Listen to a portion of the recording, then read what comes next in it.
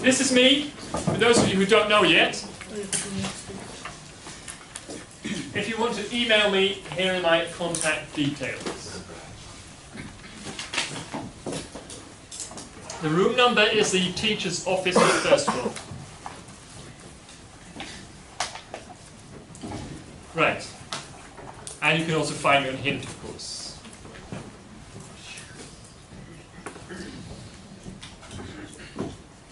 Okay, what are we going to do today?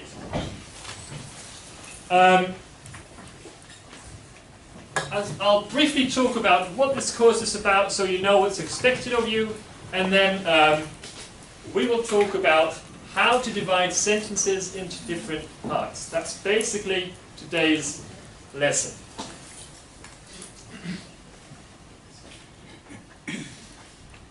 Okay, practical course information. Syntax 1, I'll explain a bit more later what syntax is all about. There's two basic aims for this course. At the end of this course, you should be able to understand the structure of sentences. And you should be able to divide sentences into different parts. For some of you, this is quite new, because you haven't done it so much, or it's really long ago. For some of you, it might be easier because you did this in Dutch very much at your previous school. Ja, sinds ontleding, onderwerp gezegde, etc. But now in English. We feel this is really important because if you don't know the different elements of a sentence, then learning grammar becomes very difficult. This course is only one block, 7 lectures, 100 minutes, and 7 tutorials, only 50 minutes. The tutorials are for all the questions you have and for doing extra exercises. Yeah? If you have burning questions when you feel you can't really follow what I'm saying, it's okay if you raise your hand.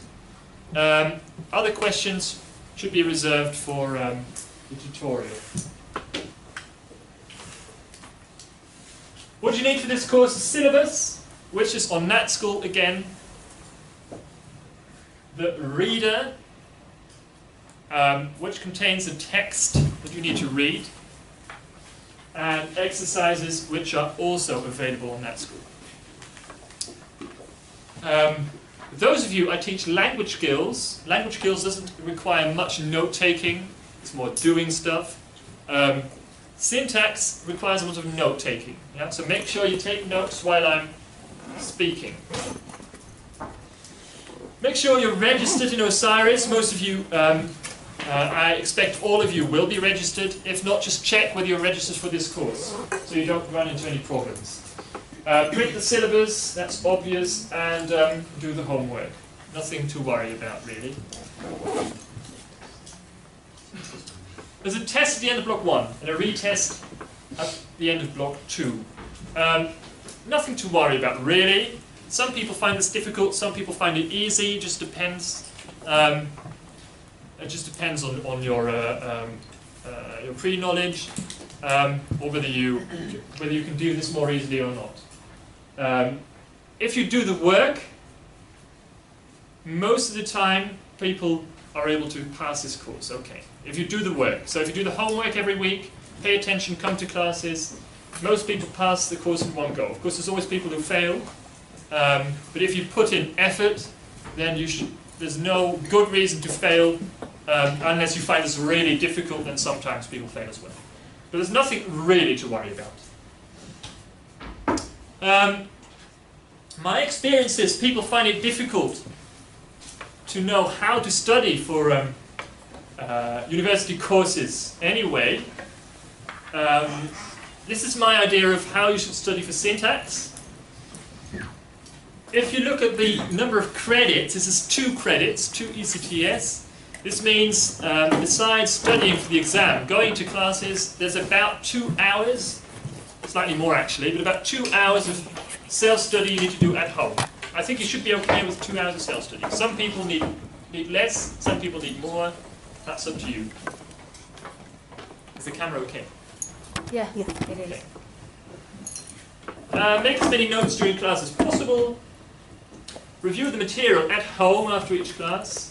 What I find is people take notes and then they think, now I've done my work. But of course you need to go home and revise. Read through your notes again. See if you still understand it, if there's things you don't understand. I'm always available for questions, and of course a teacher for the tutorial is also available. This exercise in the reader, as I said, what would be really helpful is start to have a look at the practice test. This is practice tests here. That should be practice test, because there's only one practice test, of course. Start having a look at the practice test early on to see how well you can do for the exam.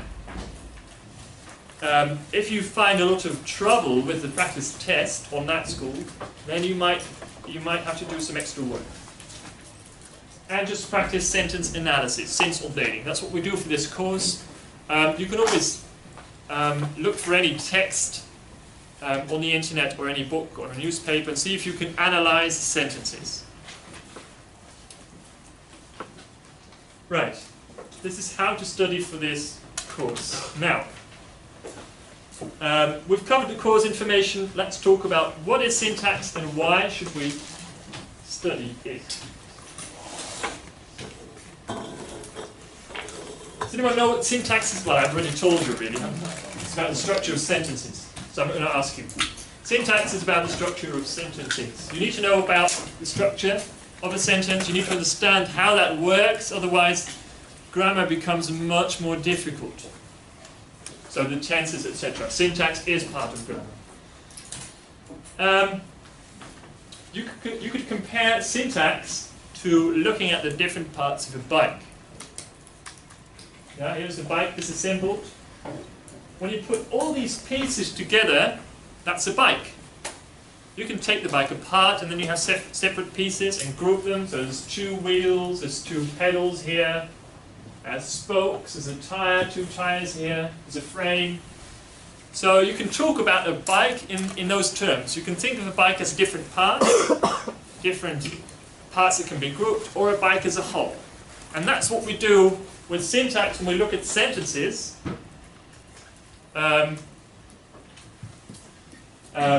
We actually look at a sentence and see if we can take it apart and look at different parts of the sentence that go together. How is the sentence structured? What is it made of? What are the building blocks? You could compare it to the human body as well. Here is the body. You could say the sentence, which consists of a head, a torso, limbs, and then further down, the head consists of eyes and ears. Fortunately, thankfully, more than that. A torso, a belly, and a chest, etc. And it works the same with sentences. I hope you get the idea, yeah? So you could say, here's a sentence, and you can divide the different parts into different groups. If it doesn't make sense now, it will later on.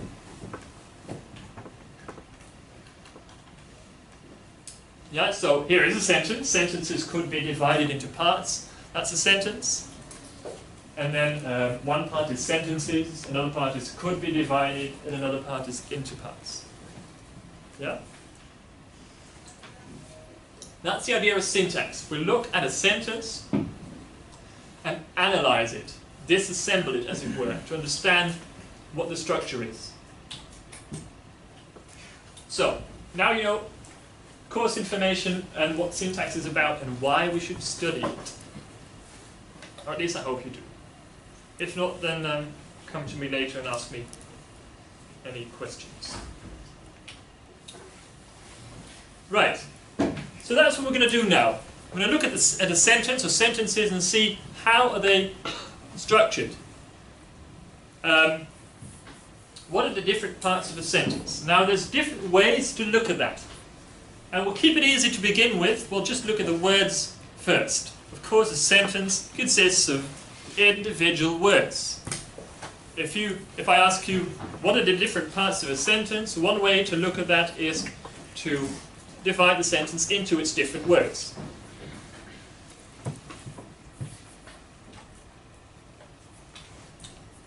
So here we go. One way to look at a sentence is to categorize the words of a sentence, to put them into categories. Just as with a bike, we can take one part out and we can say, this is a wheel. And we call this a frame. And we call this a spoke. It works the same with sentences. We can look at a sentence, take one part out and say, this is a noun. Or this is a verb. Or an article. We call these terms word classes. Word classes. Word classes are terms like verb, werkwoord in Dutch. Adjective, bijvoeglijk naamwoord. Prepositions, voorzetsel, etc. These are called word classes. Yeah, so one way to structure a sentence is to look at it at the words and label them. Give them categories. Right, in this sentence we have an article. What's an article in Dutch? Does anyone know what an article in Dutch is? Lidwoord. Lidwoord, thank you. No. We have a noun, zelfstandig naamwoord. We have a verb, etc. Yeah? That's one way to categorize a sentence. Some words belong to only one word class, like sing. It's always a verb. There's no doubt about that. When you look at the word sad, you know this is always an adjective. There's no doubt about it. Same goes for without. However, sometimes, and this is not so difficult as it may sound, excuse me, sometimes a word belongs to 2 or 3 or more word classes. That's important to remember. For example, the word drink. You could say you drink too much alcohol, then it's a verb. Werkwoord. Drinken in Dutch. You can also say they gave me a drink. A drink. Een drankje. Yeah? The word looks exactly the same, but it has a different category. A different word class. Yeah? In the first one it's a verb. In the second one it's a noun. Now, if you're not familiar with the terms, this may sound a bit confusing to you. Make sure you study section 6 in the reader and page 22. There's a list of terms there. Yeah? A list of English terms. For some of you this might be easy, for some of you this might be more difficult. Make sure you know the word classes. If you don't know the word classes, syntax becomes very difficult. Good news for you is you can just cram them. You can just study them. Yeah? Just learn them by heart. And then you know them. Okay. Any burning questions? No? Now one question there. Darcy. The reader is obviously, you can find it on NatSchool. Yeah, the reader is on NatSchool. Look at page 22. I haven't been able to find it. No? Oh, okay, yeah. Yeah. I do have a question. There's another question here. Yeah. On Tuesday we got a syntax from, I don't know what his name is. David Marler. David Marler. Yeah. And he explains syntax in a way, in a very simple way. Yeah. Am I correct if I think that linguistics, I searched a lot about it on YouTube, Yeah. have linguistics, is linguistics and syntax together, do we call that language? Linguistics is, the question is, for those of you who didn't hear, is linguistics the same as syntax? Linguistics is the study of language. Yeah. Yeah? So if you research language, how do people learn languages, or how did the language come into being, how did it originate? That's called linguistics. When you study language, one part of linguistics is syntax. Yeah? So one way to study language is to look at its structure, and that we call syntax. Yeah? And then syntax at its most basic level is what we're doing here. How to categorize everything in a sentence. Next year it will be slightly more advanced. Yeah?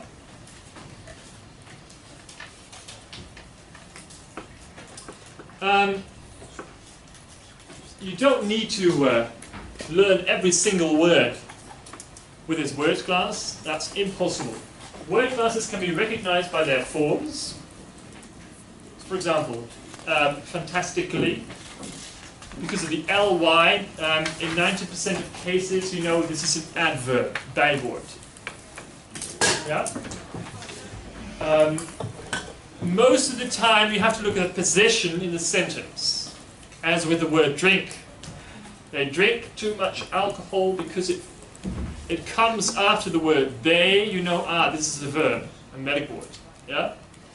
They gave me a drink because it comes after the word a, you know this is a noun. So you have to look at the position in a sentence.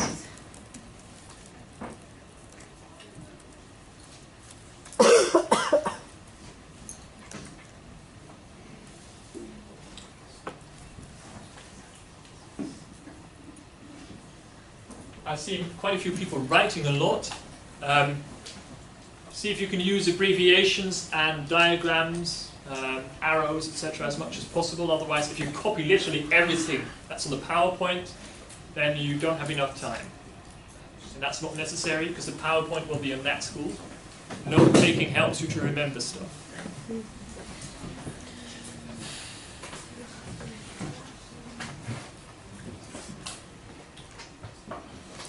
Okay, just one detail. When we talk about parsing, P-A-R-S-I-N-G, that's when you label every word in a sentence. That's called parsing. Yeah, so when I tell you to parse a sentence, then the Americans hear them parse. That means I want you to label every word in a sentence.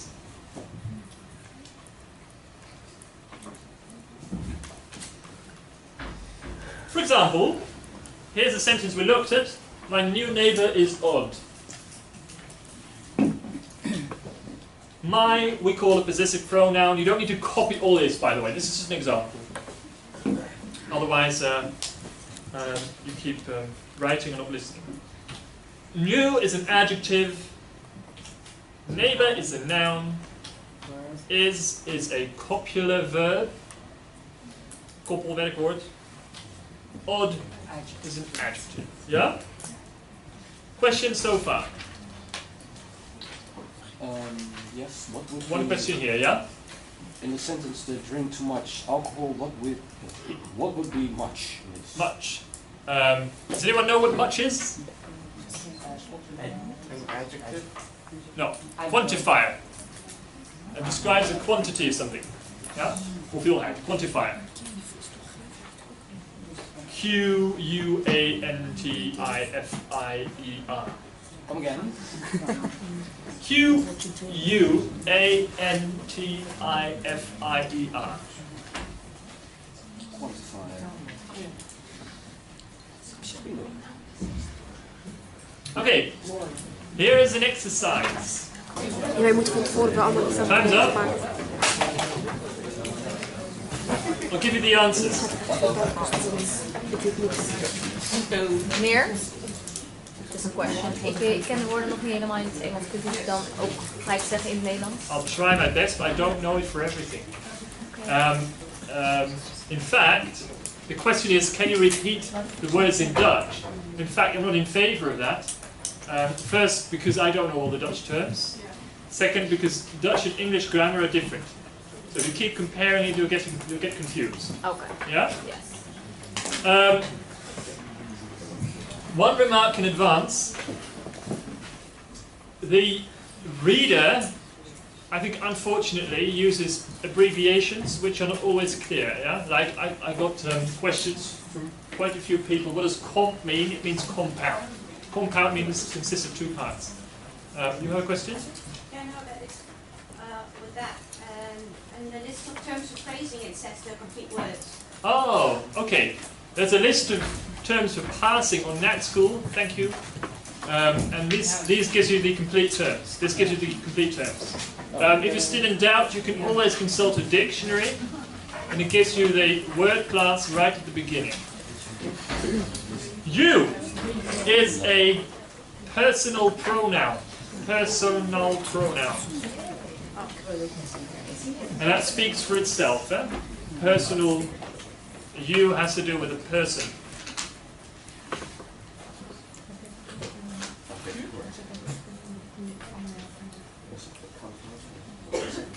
To is a coordinating conjunction. Coordinating conjunction. I'll write that down.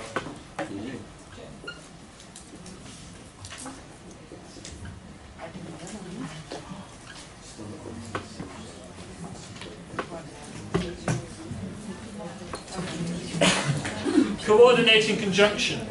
It joins two things together. Two independent clauses, we call them. That will come later. Yourself is what we call a compound personal pronoun. So it's a personal pronoun which consists of two parts, you and self, or your and self. Himself, ourselves, that's the compound personal pronoun. Young is an adjective. Don't say adjective, as most people do. It's an adjective.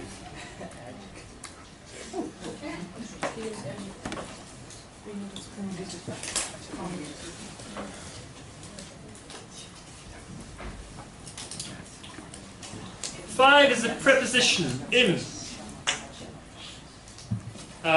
Adjectives, number 4, they always describe nouns. So house is a noun. Say a big house, beautiful house, nice house, horrific house. These are adjectives. 5, a preposition. Prepositions are words like in, on, at, by, etc. Yeah? In the house, on the house, besides the house, by the house, through the house.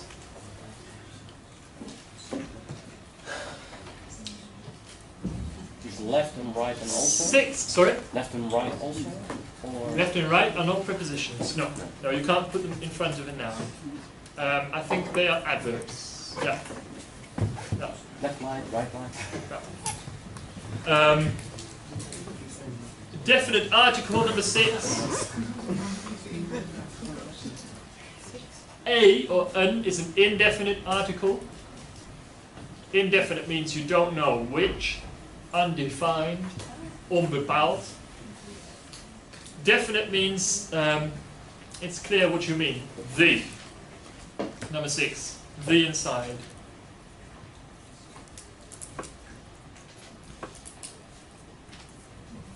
Seven. First is an ordinal numeral. Ordinal numeral.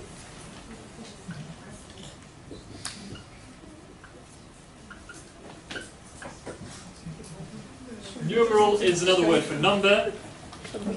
Ordinal means it's not cardinal. Cardinal is hoofdtelwoord. Cardinal is 1, 2, 3, 4, 5, 6, 7, etc.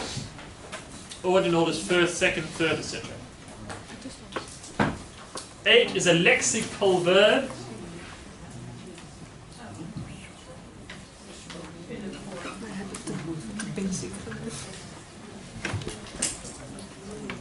I'll explain that in another lesson.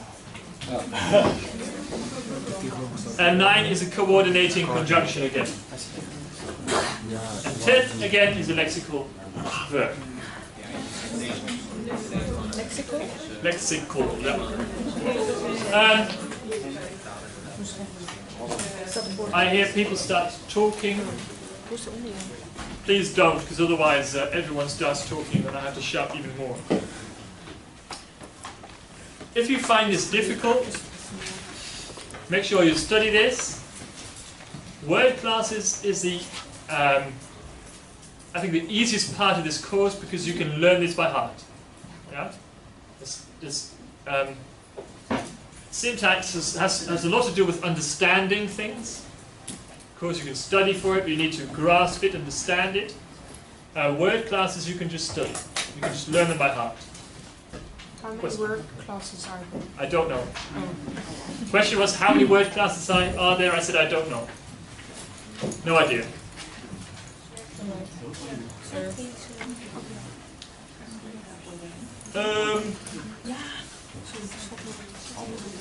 So far, word classes. We'll move to Oh yeah, old John. phrases. What should we say? Personally, I need a drink and I need a bathroom. So shall we say 5-minute break? And then we move on to the next part. 5 minutes.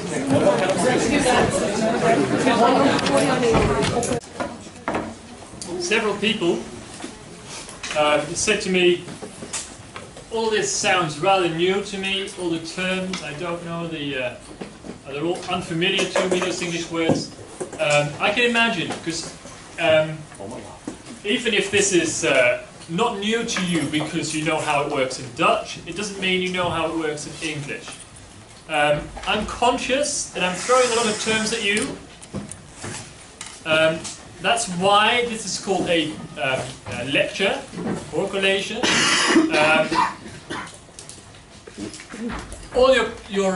If you're really confused, then ask the teacher for the tutorial, the werkcollation, to explain it to you a bit more.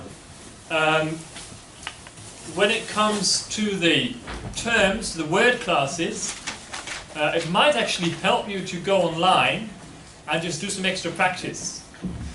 Because we assume you know more or less how they work because you know how it works in Dutch, but of course there will always be people who didn't have much of this at their previous school, or it's a very long time ago that you had this. Just make sure then you do some extra practice at home. And that's why you have the tutorial as well, to ask this kind of questions. Yeah? So don't worry if you don't understand all the terms just yet. I also think this will come. You just need your time to get into this. Okay? Right. Word classes. Now, we said we can look at a sentence and say it consists of different words. We want to know how a sentence is organized. One way to look at that is to look at all the individual words. We've done that now. We said one is a personal pronoun, and we have a verb and a noun, etc. Now, if you look at a sentence and you think about how does the structure work, how is this sentence organized, it becomes clear probably that it's not just a group of words that go together. A sentence doesn't just consist of individual words, right? Some of these words seem to belong together. It's like looking at the human body. You can look at me and see I've got one leg and I've got another leg. And you'll instantly realize these two legs belong together, right? I need my two legs to walk. So when you look at a sentence, you'll intuitively realize, feel that some of these words belong together. For example, old John, old and John. I think most of you will intuitively feel old and John, they somehow belong together because old says something about John. Which John? The young John or the old John? The old John, yeah? John is old. John is described by old. So these two words belong together. Had lost. Had is a helping verb. Belongs to lost. I expect most of you will more or less feel these two words belong together. They have a relationship. They go together. Same goes for most of his teeth. Most of his teeth. These words belong together as well. Now, these groups of words in a sentence we call a phrase, phrases. Groups of words that go together, that belong together, that have a relationship. We call them phrases. So now you know two things. about the structure of sentences. If I ask you, how can you structure a sentence, you can say, we can divide a sentence into all the individual words. That's one way to structure a sentence. Or, we can structure a sentence according to its phrases. The words that belong together, the groups of words that belong together. These are called phrases. I'm going to tell you later how you can know that these words belong together if you're in doubt. Yeah? For now, just remember, some words belong together.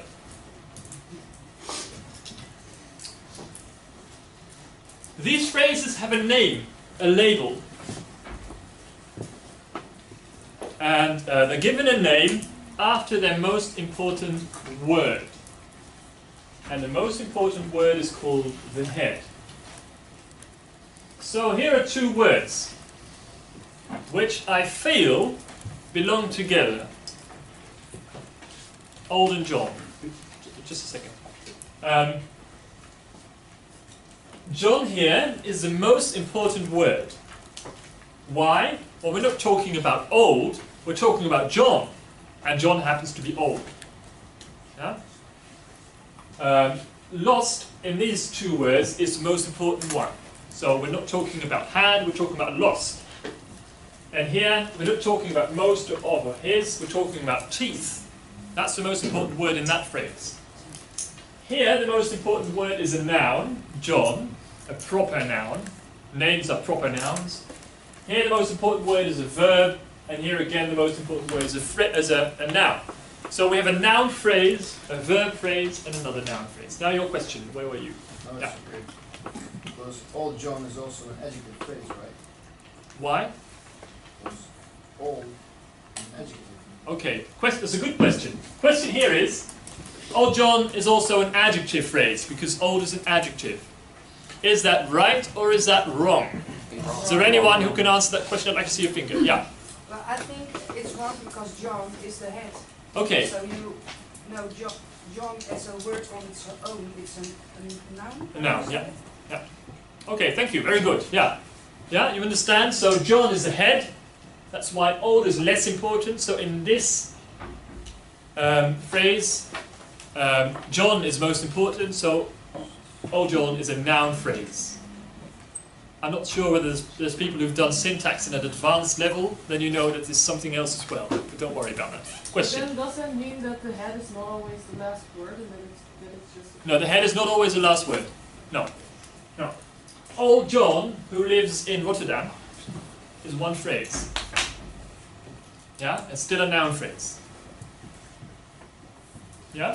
So John is not necessarily, the head is not necessarily the last word, it's just the most important word. The question to ask, if you see a phrase, is what is this phrase about? Is this phrase about old or is it about John? Yeah? Do you want to say old had lost most of his teeth? No. But you can say John had lost most of his teeth. Yeah? So you don't define verb phrases and lexical verbs and Sorry, can you repeat your for question? example, lost is a lexical verb, right? Yeah? You don't define it in a lexical verb phrase, it's always a verb. No, you don't call it a... Question is, lost is a lexical verb, so do you call it a lexical verb phrase? No, it's just a verb phrase. Yeah. Yeah. John is a proper noun. That doesn't mean you call it a proper noun phrase, just a noun phrase. Any other questions? Yeah, so if I ask you how do you structure sentences, you can say individual words and phrases. If I give you the phrases, and you know the word classes, you just look for the most important word in a phrase, think about what's the word class of this phrase, then I know, what's the word class of this word, then I know this is a noun phrase, or a verb phrase, or an adjective phrase. Okay, I'm bombarding you with terms. That's because this is the first lesson, the first lecture, and everything is new. At the end of this lecture, we'll have covered most terms. Yeah? The rest of the course. There's going to be a few others, but most of the new terms will come today. So if you feel your head is bursting at the end of this lecture, it's because This is the first lecture and I have to give you all the new information today. It's supposed to. Sorry about that. Sorry? It's supposed to. Yeah. Okay, phrases are also called constituents. That's a difficult word. In Dutch you call them zinsdelen. Yeah. Yeah?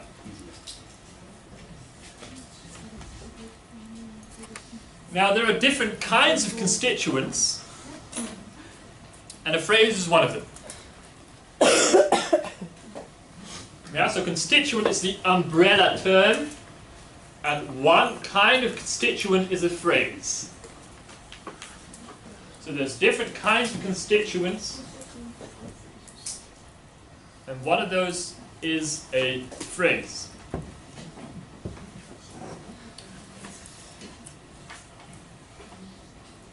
You'll notice from now on, when we talk, that's why I'm saying this, from now on when we talk about sentence elements, groups of words that belong together in a sentence, we'll use the term constituent more often than phrase, because constituent is the more important term.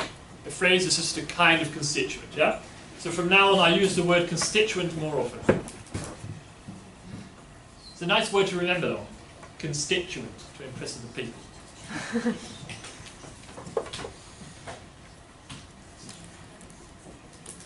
Okay, my new neighbor is odd. I'll give you quietly just half a minute to think about, don't talk about it, just think about it. What are the terms for these three phrases? My new neighbor is odd. And you see these phrases consist of only one word. That's possible.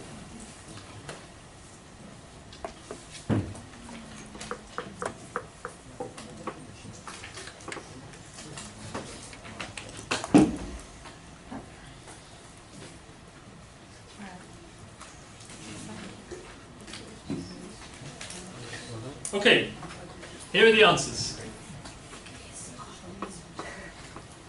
My new neighbor is a noun phrase, and we abbreviate this NP, VP, AdjP.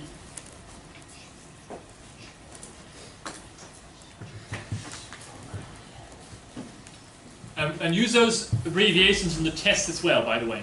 If you write down noun phrase, then you'll lose space. Yeah, just write down NP, it's much easier. My new neighbor is a noun phrase because neighbor is a noun. It's the most important word. We don't say my is odd. We don't say new is odd. We say neighbor is odd. Yeah? It's all about the neighbor. Now, these two phrases, is and odd, consist of only one word. That is possible.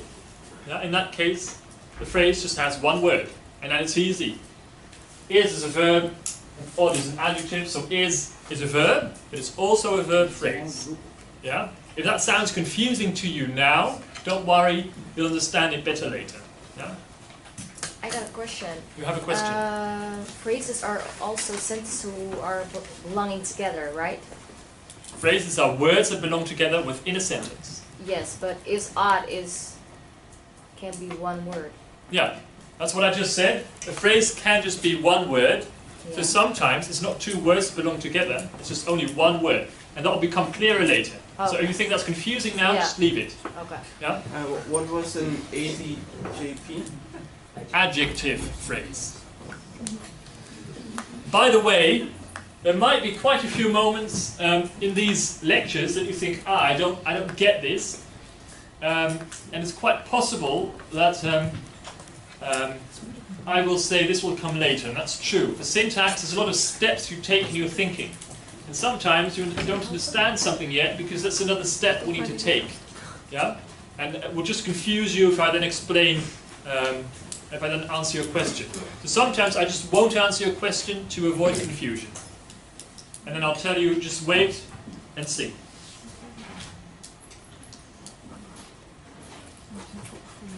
Okay, example of noun phrases. Cats is a noun phrase. because it's a noun. It could also be a noun phrase. The vicious cats or the cats of my neighbor. All these three phrases are noun phrases because the most important word in these phrases is cats. Here are three adjective phrases. Sad, the word sad is an adjective, so it's also an adjective phrase. Very sad is an adjective phrase because sad is the most important word in these two words, yeah? And very sad to hear that. I'm very sad to hear that. You want to emphasize your sad. You don't want to emphasize your hearing. You want to emphasize your sad. So that's why sad here is the most important word. Adverb phrase, dramatically, quite dramatically. Verb phrases, phoned, was cycling, and handwritten. These are verb phrases. Verb phrases are always easy because they consist of only verbs. Yeah, so for verb phrases you never need to think, what phrase is this? It's always a verb phrase because it only consists of verbs. It has no nouns or other words in it. You have a question about that? Are there more phrases in this, or? Noun phrase, adjective phrase. Yes. A prepositional phrase. I had a feeling. There's one more thing I need to say about this. As I said, a verb phrase, VP, is one or more verbs. As I just said. Verb phrase always consists of verbs. Sometimes you have a verb which consists of more than one word. If that's really confusing, then forget it. I'll explain it later again. For those of you who are not confused, there are verbs which we call multi-word verbs. A verb like look at. Yeah, it consists of two words, look and at. Yeah, that's what we call a multi-word verb. So then the word at is also in a verb phrase. Again, if that's confusing, forget it. Prepositional phrase. Now, noun phrases, adjective phrases, adverb phrases, and verb phrases can be recognized, as I said, by looking for the head, the most important word. If you know the head, you know what kind of phrase it is. The prepositional phrase is an exception. There we go, first exception. But it's not that difficult. Prepositional phrases always start with a preposition. So if you see a phrase somewhere and it starts with a preposition, you don't need to think further. You know this is a prepositional phrase. Even though it seems that bus and man are more important words, because these phrases start with a preposition, we call them prepositional phrases. Yeah? So you always look for the most important word in a phrase, unless it starts with a preposition, then it's a prepositional phrase. Some of you are glaring at me. Well, actually, it's good to know. Sorry? It's good to know. Yeah. It's easier then. Exactly. Darcy. So the prepositional phrase stands above the head word Yeah. when Yeah. the phrase starts with the preposition. Then it's, if it starts with a preposition, it's a prepositional phrase. Alright. Yeah. Yeah. Again, as I said, maybe you're really confused because I'm telling you, giving you so much new information. Just let it sink in. Yeah. Take your notes. Look at them later again, and after a few weeks, it will come. I've got another question from Hess here. What if you say someone is sadly crying, or is that not possible? You can say that. Sadly crying. Is sadly crying then an adjective phrase or a verb phrase? It's a verb phrase. Very good question. That's a verb phrase which has an adverb phrase in between. It's crept in between. So it's both. No? No, it's a Is verb. crying then is a verb phrase, Yeah. and sadly is then an adverb phrase which is split Oh, the verb phrase in two. Yeah? Could you, Yeah, okay, yeah. could you explain the verb phrase again, because I didn't quite catch it? Verb phrases are easy because they consist of only verbs. Yeah? Okay. And sometimes, that was Hes' question, again if that's confusing, forget it. Sometimes you can, sometimes a verb phrase is taken apart. Yeah, and it's because an adverb phrase creeps in. Was sadly crying, for example. Yeah, there was another question there. Yeah, the prepositional phrase, the abbreviation is PP? Yeah, PP. There's no abbreviation, I see. Yeah, it's PP. Yeah. Phrasing. Tim. So if the verb phrase is split up into several, when you note it down, do you actually add several phrases into the same phrase? What you do on the test, this is the first lecture, so I'm jumping ahead. For those of you who think I'm confused. Is sadly, I'm not sure whether this is a common expression, is sadly crying. I'll just use the example that has used. So then, what you would do is call this an adverb phrase, and you draw a line and call that a verb phrase. Yeah? Another question in the back. With that prepositional phrase that you have of the old man sitting there, I think what is it? The heart of the problem was discussed. How do you do that? Because then the heart of the problem is a noun phrase. Yeah. But then you have to split it off. No. To get off the problem. No, that's syntax 2, year 2.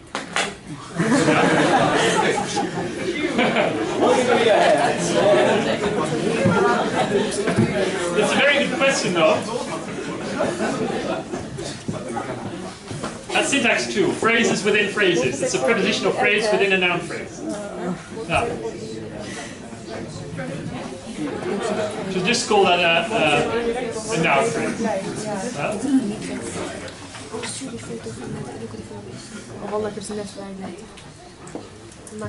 Now, there is a way to know which words belong together.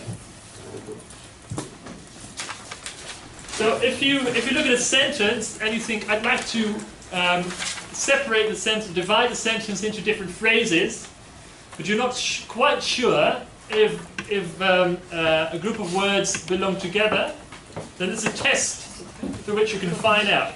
And we call that the substitution test. And here is a table. I'm not sure whether it's big enough for the people in the back. Yeah. This one's not on the PowerPoint that comes on Nat School, so you might just want to take just want to take a picture of that because it's helpful to keep referring to.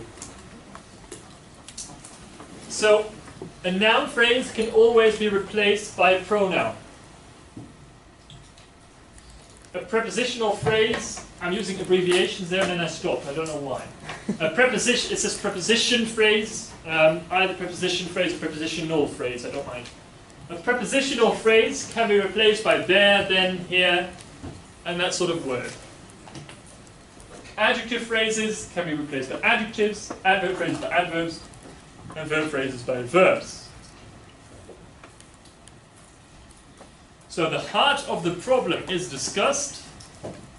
The heart of the problem is one noun phrase because you can replace it by a pronoun. The pronoun, for example, is it. It is discussed. Replaces the entire phrase, the heart of the problem. To go back to the new neighbor, my new neighbor looks odd. We said my new neighbor is a noun phrase, right? That's what I said, my new neighbor. It can be replaced by a pronoun, namely he. Pronouns are he, she, it, you, we, etc. Yeah? You can say he is odd. Then you know these words belong together. That's what we call the substitution test. Yes? Well, if a phrase can be one word, and you're saying here an adverb phrase can be replaced by an adverb, what's the difference, what's the use between different phrases? Yeah, if it's only one word, then it's easy. Yeah? Sometimes a phrase is just one word because that's it. Yeah? And that becomes clearer later if it's confusing now. keep saying that. But sometimes a phrase is one word, and then you don't need to use the substitution test, because then you know.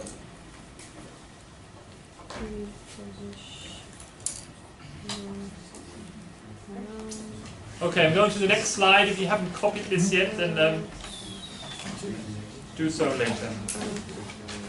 Okay, here's a sentence for practice. Yesterday, the big cat was really scared in the tree. Can you divide the sentence into different units, into different phrases? And can you then give them, those phrases, names?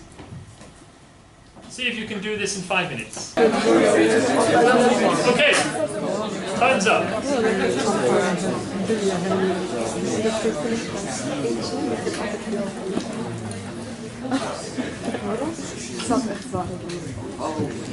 Yesterday, the big cat was really scared of the tree.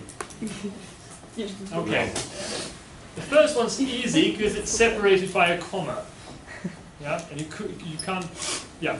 So that shows this is a different unit, separate unit. It's called an adverb phrase. Yesterday is an adverb. Adverbs always tell you where or when, why, how, in what manner. Yeah? So this is a when word, time. That's why it's an adverb. Now, here you feel yesterday and the big cat don't really go together, right? You separate those. So yesterday is a unit by itself. But then you realize, right, this is only one word. So this unit consists of only one word.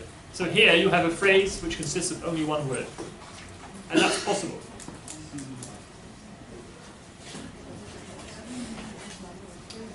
Yes. The big cat is a noun phrase. The big cat. Cat obviously is the more important word. Big is not so important. It describes cat. And the obviously is even less important. So the big cat, noun phrase. Verb phrase was. Yeah, was stands on its own. I said verb phrases consist of only verbs. So here, was. It stands on its own and it's a verb phrase.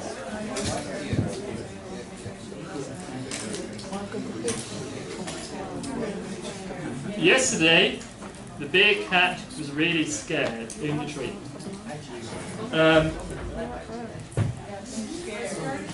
Scared here looks like a verb. Exactly, but it's an adjective. It's a verb which is used as an adjective, you could say. Yeah? In pedagogical grammar, and that's block 2, you will learn that this is actually called a past participle. No, you'll learn that in syntax, yeah. In another lesson we'll talk about that. It's an adjective. And that's why really scared is an adjective phrase. Just before this, there was a question about sadly crying, and this is kind of similar. Like, this is really scared. Yeah, I thought that as well. You thought that was really scared was one phrase? And why did you think that? Oh, of course, yeah. Because you think that scared is a verb, right? But it isn't. How do you know? Well, you say here, scared describes a cat. And things that describe a cat are adjectives. Yeah?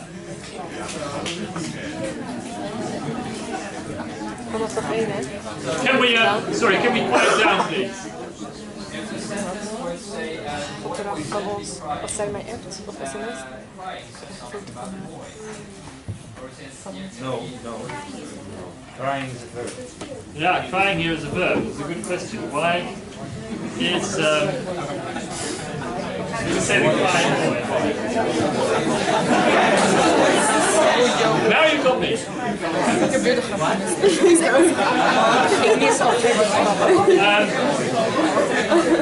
eruit knippen. This is an embarrassing moment, yeah?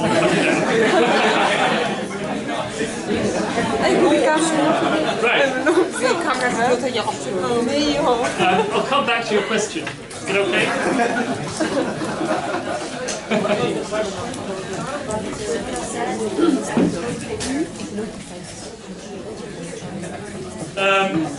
It's a good question, but this is different. So crying here is a verb.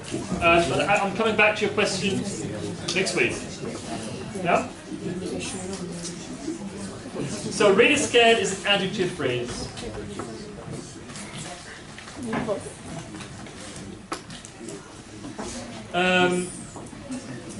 Prepositional phrase in the tree. Of course, you're only left with another unit in the tree. Obviously, these words go together. They describe where. Where? Well, in the tree. This unit in the tree starts with a preposition, so we know this is a preposition phrase. If you find this difficult, dividing it into units, it's practice. Practice makes perfect. It just requires practice. Yeah, so in the tutorial with David Marner, or at home, and at home I should say, practice, practice, practice. Some of you can probably do this intuitively, you know how to divide the sentence, that's perfect. If you don't, you just need to do a lot of practice. Question there. No, we have to know first what the predicate is, the subject, verb, object. That comes later. Yeah, that helps. Once you know that, it helps. Yeah. We're not going to do this because we don't have time.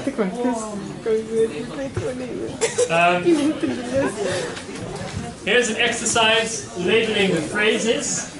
This PowerPoint is going to be put on Nat School, so I encourage you to do it at home.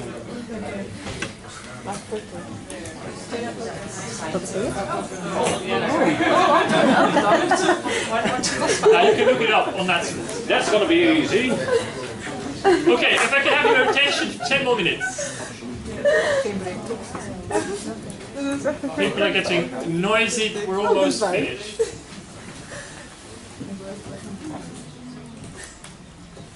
Okay.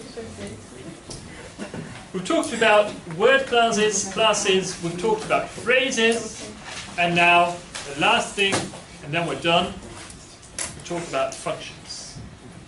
Okay. Now, how do you know? Sorry, I'm going to rephrase this. We know now that a sentence can be structured. It consists of different words or different phrases.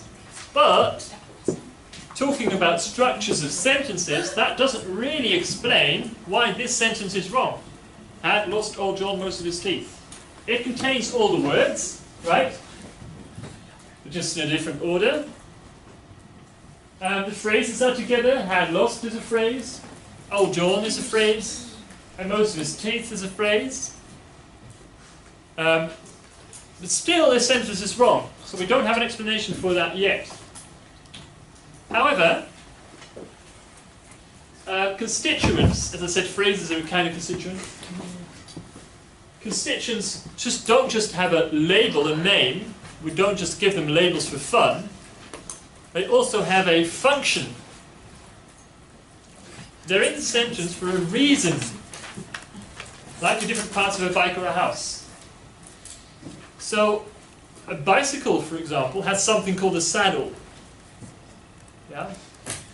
And it's not just there for fun, it's got an obvious reason.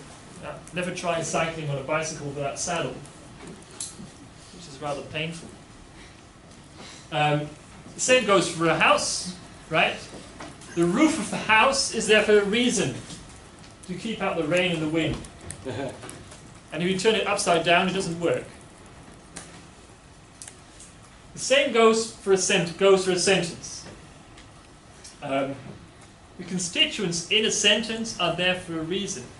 The sentence starts with Old John, should start with Old John, because the constituent Old John has a function.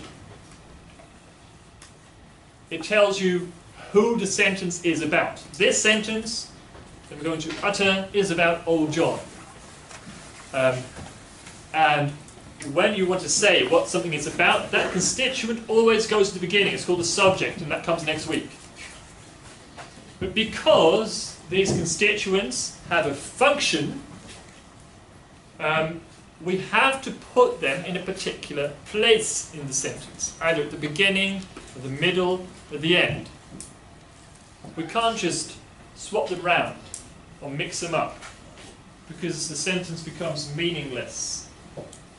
That's, by the way, that's something that's special in English and other European languages. Other languages don't have word order. We call this word order. Especially older languages. I don't know whether there's anyone who knows Latin or Greek. In Latin or Greek, you don't have word order. You can just do whatever you like. Yeah. So you can start the sentence with any word you like. It always means the same.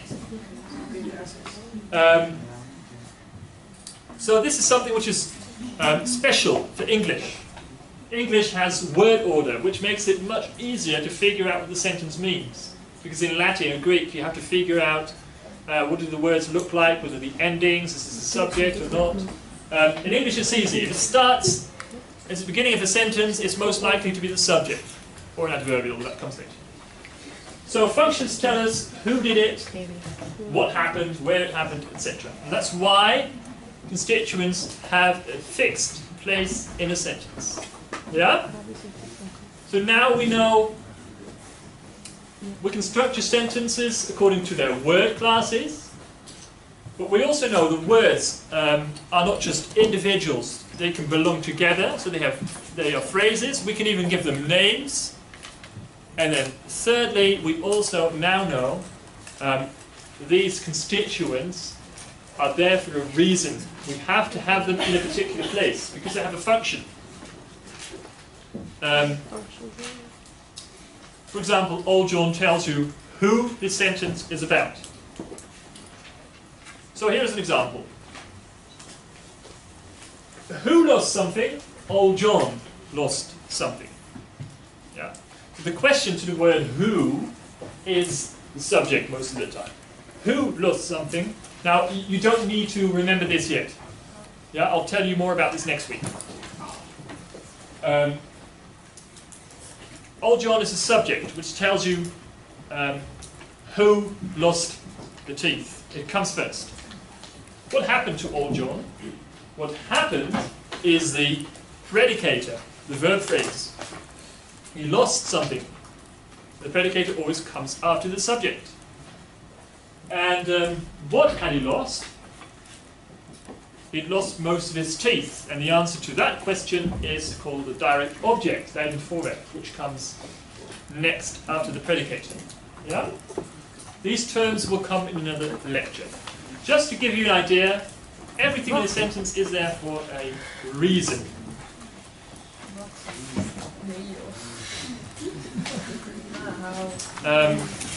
Yeah, this is not important. Okay. So, by now, I hope you have some idea of how a sentence is structured.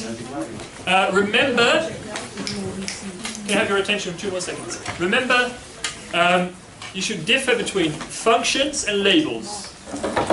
Yeah? Or realizations, really, but that's too difficult. Functions and phrases, maybe. Phrases are just a name to describe what constituents are. Functions are different. They describe why something is there. Yeah? So the phrases say what it is called. The functions say why they are there. I'll explain more about that next week. So we know word classes, you know the course information, what syntax is and why you should study it. Covered word classes, phrases and functions. All we're left with is the homework. Study the reader, pages 2 to 5 and page 22. That's the word classes. That's the same as the list of terms on that school. Is this for next week, Thursday then? Discuss that. That's a good question. Do you do this homework for next week, Thursday? Well, I'm not going to discuss the homework, so discuss that with David Mahler, because he does a tutorial. I would say it's for the tutorial because then he can discuss it. Yeah. So do it for next. Next week Tuesday. Yeah. Nee, maar hij heeft ons ook apart gezorgd. Thank you for your attention. I'll see you next.